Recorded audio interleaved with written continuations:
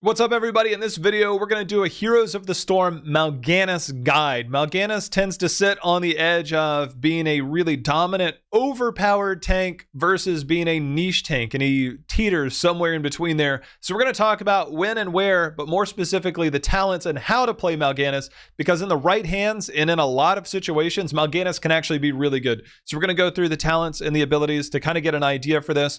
A few basics, of course, with Fell Claws. You can Q in there. Ideally, because there is a lot of time, you can always stagger those. You can Q auto, Q reposition, Q again. Your third one, of course, is going to stun. And then, of course, you have your Night Rush. So you can do either combo backwards. You can Q in and then E through them for additional CC, or you can E through them and then Q them. And we'll talk about some of the talents and the ways to play around that, because it's all about not waking them up. Sometimes sleeping them, waiting that time for your team to get in position before you do your follow-up CC is normally going to be a good idea. If you're a tank player or you're learning tank, you need to understand one thing. Generally, you should be mounted and you should be in bushes and you should be trying to make plays for your team. Mal'Ganis suffers from the lack of mobility when it comes to getting on top of a hero.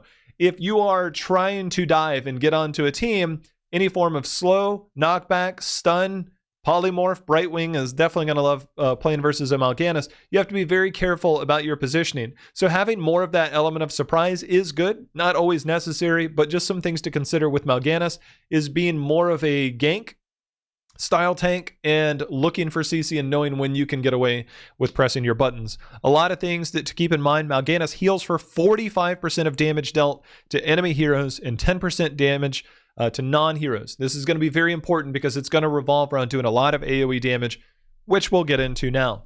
At level 1, there's two really good talents here. One of them in particular seems to be the de facto pick, and it's really, really strong, and it's called Time to Feed.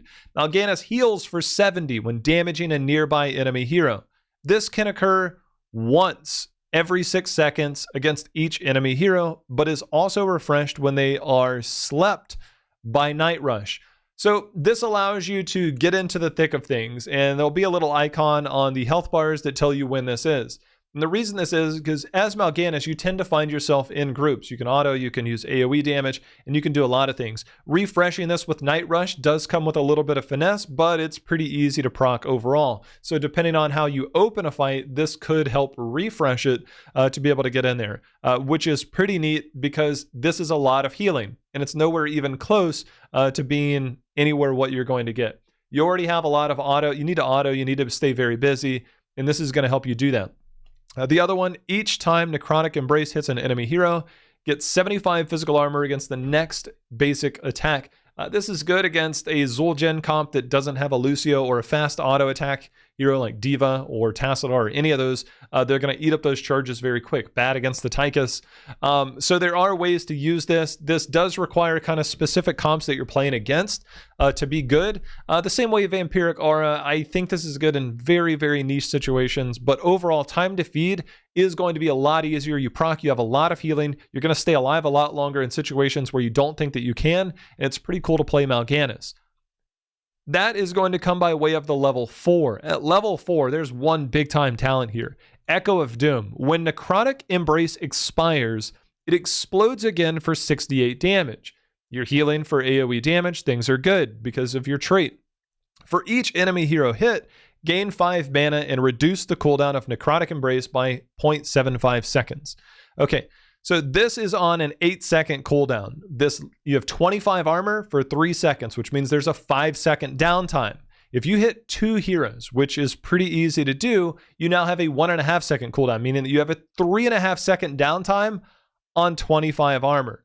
You do kind of need to hit people with this because it's how you get mana back, which the mana back is also in conjunction with your cooldown reduction, so they kind of play off of each other. This also means more damage that's being dealt. More AoE damage means more AoE healing for yourself as it draws in. So there's a lot of ways to do this. Not only that, but you get that armor. You have a lot more uptime on your armor as a result. So having 25 armor, a nice health pool, and a lot of healing, things are looking pretty good, and we're not even done yet. Might of Sargeras is okay if you are playing against a burst heavy composition where you know that there's going to be a lot of CC and a lot of burst damage. Jaina comp in particular, or several other ones that are going to be there. Armor doesn't work against Tychus, where I saw somebody use this, and it didn't make sense because that extra armor does nothing for you. I'd rather have more healing or anything else. So Might of Sargeras is good against blow-up comps that are going to have a lot of CC, where you know you can proactively press W to have 50 armor to deal with that. It also works really well with healers that are going to have more of that dot or that hot style healing to go there. But I do really like Echo of Doom a lot in a lot of situations. Fueled by Torment, I don't think is super great. We're going to go ahead and skip that one for now. I don't think it's terrible. The best part about Mal'Ganis is there's a lot of good talents. It's just there's some that are better than the others. And I think it's too much time to go into the other ones. Level 7, speccing into Fell Claws with a slash is a little bit more difficult. Spreading Plague is the big one here. After casting Night Rush, deal 33 damage per second to nearby enemies. This effect lasts for 5 seconds, and basic attacks against heroes refresh its duration. So more AoE damage, which means more healing, which means more damage, which means more survivability, which means everything is good. It allows you to stay in the fight longer. It's not to say that the other ones can't give you more. Will of Tichondrius, they've done a lot here. Black Claws, they've done a lot here. And these are more niche situations. And I think as you start to play more Mal'Ganis, you can start to explore where these came in. Getting armor reduction in certain situations might be better for your team. The same thing for getting percentage-based damage can be good. They're not bad talents. It's just the amount of synergy that you're going to have. The big part about this talent and the previous talent is the second part. Does not wake sleeping targets. So if you sleep somebody and you're waiting for people to come in, you can still do that aura effect, that AoE. The same for Echo of Doom. This will also not wake sleeping targets. That damage won't. If you auto attack them, that's a different story. Level 10, Carrion Swarm. This is a big one. It's kind of tough because it's on a 100-second cooldown. For a tank, and this being a defensive ability, 100 seconds is an eternity. It actually is a little surprising to me that it is 100 seconds, but it's also an invulnerability, so you kind of say, okay. The same way that I look at, say, Tyrael. Sanctification is a group one, and it's, I think, 90 seconds, maybe around the same time, whereas this one is an individual one. So you do damage, and you heal for 75% of Carrion Storm's damage to heroes. So you need to be able to hit multiple people. So a lot of the way this works is that you're going to get into the thick of things. My Q's on cooldown, my E's on cooldown, my W is pretty short, but we're kind of in a situation. You don't have to wait till you're at 10% health to do this, because ideally, you use this one of two ways. You get in there, you do a bunch of damage, you CC a bunch, and you allow your team to come in. You get a reset on your W, things are looking pretty good. You go another round, and all of a sudden things look hairy, but you can now use this when you're at like 30, 40%. You get some extra damage, you wait for those cooldowns to come back, and now all of a sudden it's there. It's not to say that you have to wait for the cooldowns. It's just kind of a side effect if you play it correctly. The other part is if you're in a lot of trouble and you're going to be CC'd and die, this does have a 1 second channel time. So playing against Smart Brightwing can be very frustrating, or anybody that has any type of knockback or interrupt can actually knock you out of this, and it could be tough. But the invulnerability, sometimes it's just a get out of jail free card. Don't overextend as Mal'Ganis and then use this and then get back and think that you did something, because as Mal'Ganis, you have two forms of CC, and this allows your team to do more, and you're just trying to hold the line and survive as much as possible. You're not the primary playmaker. Things will look good damage-wise as Mal'Ganis, but always be careful about overextending just for the sake of your damage, when in reality, you should be setting up your team most of the time. Level 13, this is a way to take care of one of the issues that Mal'Ganis has, the lack of movement speed that he has. His biggest issue, of course, is mobility and CC. So getting some extra oomph on that, when Mal'Ganis is healed by a hero, he gains 1% movement speed for 6 seconds, up to 15%. So this does allow for a lot more mobility in fights and can make things a lot easier as a result. So this does help a lot. This is a more well-rounded one and works in every situation. Whereas when we look at deep sleep, increase night sleep's duration by 0.75. That's actually really good. You just have to make sure you're not the one opening up after that and letting your team get in place. And it's movement speed bonus by 10%, which means it's easier to land in that night rush phase. So This can be good in the right situation, but Blood Rush you're going to find is better. The Knight Beckons, again, he has a lot of good talents. None of these are really bad talents. It's just there's generally going to be those that are better, and Blood Rush is one of those so you can get to and from where you need to be in the middle of a fight, to initiate a fight. There's all kinds of things you can do with Blood Rush that makes life a lot easier as Mal'Ganis most of the time. In other situations, the other ones might be good. At 16, Blind as a Bat. This is the one you do not want to pick, ever. You are trolling if you pick this. If you thought I was going to say pick it, you're crazy. Let's talk about the real one. Plague Bats. Necrotic Embrace unleashes a wave of bats. Now, there's something very important about this, is that it does not go the direction your cursor is pointing. It goes the direction your character is pointing, and it goes out in a cone, which means that you need to click the direction that you want to cast it and face that direction before you press it. If you press it while you're facing one way and before you click and go the other, it's going to cast it the way that you're facing and not the place that you're clicking, which might be a little different timing-wise. So you have to be careful with that. So where does this come in? Necrotic Embrace unleashes a wave of bats. Well, Necrotic Embrace, 8-second cooldown. We have the cooldown reduction on Echo of Doom. We have extra healing on Time to Feed, 6-second internal cooldown. So I get healing, and it's much easier to hit these targets that I might not be able to get onto to auto attack or might be close enough for Echo of Doom. So now I can hit them a lot easier. I get more healing. I get more damage. I get more damage, which means more healing. I get more cooldown reduction, which means more damage. I get more cooldown reduction, which means more damage, which means more healing. So overall, Plague Bats is really good to synergize with the rest of the build and play directly into a lot of Mal'Ganis' strengths. AoE damage, healing, AoE damage, healing, AoE damage, healing. Get my point? Level 20. This is one of the biggest level 20 upgrades in the game, especially as a tank. Upon expiring, Carrion Swarm's bats seek nearby enemy heroes, dealing damage and sleeping them for 2.5 seconds. This is a giant area that this covers, meaning that there are multiple ways that you can use this. The same way that I said you go in, you use a lot of your buttons, you cycle through maybe a second time, and now you don't have any more CC.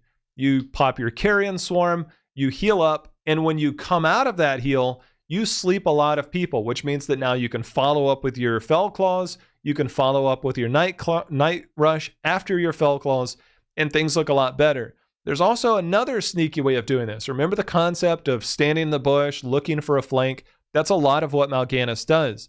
Because Carrion Swarm does take a couple seconds to expire, you can open up with this from the bush. You just come in. It's a little bit more risky and a bit more high level, but opening up a fight with a giant AoE sleep is actually really good, especially when it's not like a Deckard Cain to where it's going to be fanned out. This is a giant circle, which is really nice to be able to do.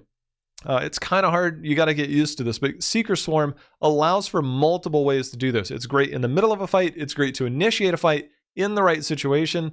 Imagine 2.5 second sleeps on your back, on the enemy's backline, and you focus the front line. Or somebody's out of position. A lot of people, when they see Carrion Swarm, they don't tend to run together. They tend to run apart or run and disperse, which means that you do kind of have to angle yourself in the right situation to hit people, which is why you kind of got to get used to the AoE. And when you do, and you can isolate one target for 2.5 seconds, your team follows up on one while the rest is sleeping. Big plays if you start to make those. As far as the other ones go, if you don't feel comfortable trying to make that play, which it's almost foolproof, but if you feel like you've had a hard time getting Carrion Swarm off and it keeps getting interrupted, his other talents actually aren't bad. Vanquish the Weak. Damage from Fell Claws and basic attacks slow enemies by 25%, and Vampiric Touch converts 10% more damage into healing. So this means that you can control the front line a lot better. You can slow people a lot better. I think it's pretty good for those. It's nothing really overpowered. It's just kind of like a nice safety net. Same thing for here. Reduce the cooldown of Night Rush by 4 seconds. Enemy heroes put to sleep by Night Rush have their vision greatly reduced during the sleep and for 2 seconds after. This can be really big to limit vision. If you've ever had your vision limited in any fight, you know that this is actually really good. Reading information is kind of what you play off of.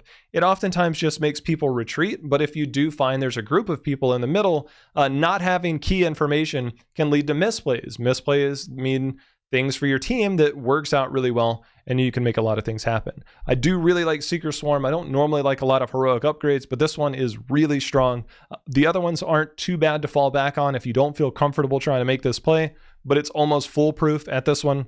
So there are a lot of things with Mal'Ganis that I actually really like as a result because of that. So a lot of this, Fell Claws, Q auto, or just Q, and then E them to sleep, or E them to sleep, and then wait for that to expire, then Q. You can hit through. There's a lot of different ways that you can utilize this. The cool part about those 4 and 7 talents is that the Echo of Doom and the Spreading Plague, they do not wake sleeping targets, so you can stand near them, proc that. Let's say you sleep 2 people, and then you have pressed your W while going in. You now Echo of Doom, like you W before you go in, you E. There's multiple ways that you can do this. That's the cool part about this. And then you explode on them before you auto attack, and then that way you get the cooldown reduction, and then you can start getting back to Fell Claws. I would caution that you need to have discipline to not wake every sleeping target every time you sleep them. Just because you sleep them doesn't give you a license to start auto attacking them. Wait for your team to get into position and hope that they group up on the target that is now CC'd, and hopefully there's some follow-up CC behind it and a heck of a lot of damage as well. That's normally how you want to go. Again, Mal'Ganis's biggest weaknesses are CC, are slows and knockback and roots and everything else, which makes it difficult. And that is the biggest part with Mal'Ganis. And if he's too strong and you can't kill him and keep him under control, he's busted. We've seen that before. And if he's too weak, then he's kind of niche because he can get countered by certain characters. Not all of them. It's just more difficult. But a good Mal'Ganis player can definitely carry a game if they utilize all of these talents correctly. And in review, Time to Feed, so that you get a lot of extra healing. Echo of Doom, so that you have a lot of cooldown, a lot of uptime on your armor, a lot of more AoE damage, and a lot more procs on things that might be more difficult to proc that level 1. Same for Spreading Plague for more AoE damage, which means more healing. Carrion Swarm for sure. Blood Rush most of the time. Plague Bats pretty much all the time. Seeker Swarm most of the time.